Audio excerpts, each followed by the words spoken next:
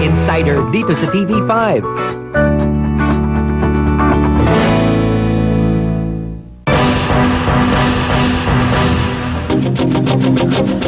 Pagsapit ng gabi, iba't iba na ang pinagkakaabalahan ng mga kadete sa loob ng PNPA. May mga nag-ensayo para sa silent drill o ang pagparada gamit ng mga rifle.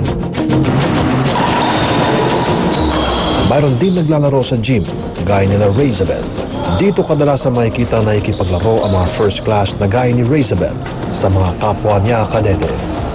Ang paglalaro raw kasi ang kadalasang pampalipas oras ng mga kadete. Naglalaro kasi yung mga upper class namin tsaka yung mga senior officer dito. Kaya syempre, bilang underclass, kailangan mag-observe ng protocol. Meron din mga pagkakataon, pag sila mismo yung nagsabi na maglaro ka, sumali ka. Pero hanggang tulad sila sinasabi, syempre, hindi tayo pwede i-presenta yung sarili natin sa kanila.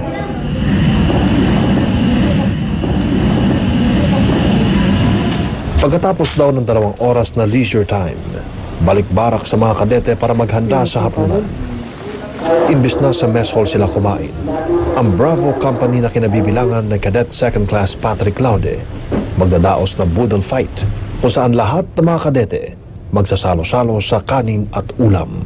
5, 4, 3, 2, 1. Ready to the left.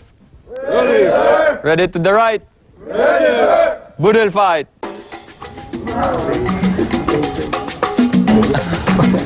Simbolo raw ng pagkakaisa ng mga kadete sa loob ng PNPA ang ganitong klase ng pagsasalo.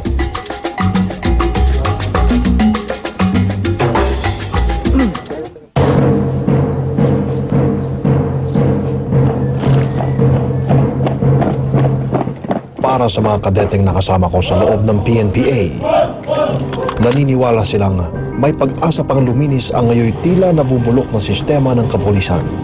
Giit nila, sila magdadala ng pagbabago sa institusyong kanilang kinabibilangan. Puno ng idealismo at hitik sa pag-asa ang mga lalabas sa hanay ng PNPA.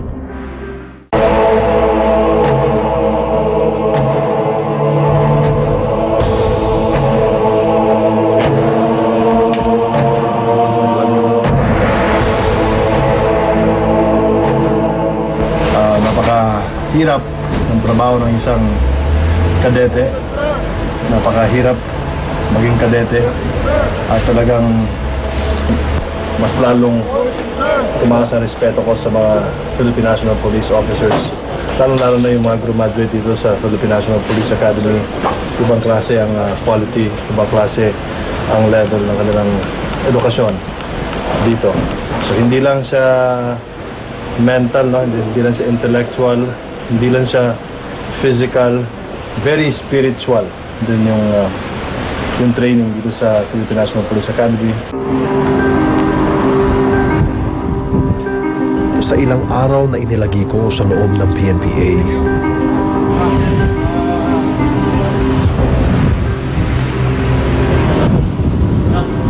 napahanga ko sa mga bagong sibol na alagad ng batas, ang siyang kinabukasan ng Philippine National Police. Wala pa sa katiting ang napagdaanan kong hirap kumpara sa pagsasanay na patuloy na pinagdaraanan ng mga iiwan kong kadete ng PNPA. Sa paglabas nila sa 4 na pader ng akademya, sana'y patuloy nilang isapuso ang tunay na batayan ng pagiging isang mabuting pulis, ang makapaglingkod ng tapat sa publiko at patuloy na isaalang-alang ang kapakanan at kaligtasan ng sambayanan.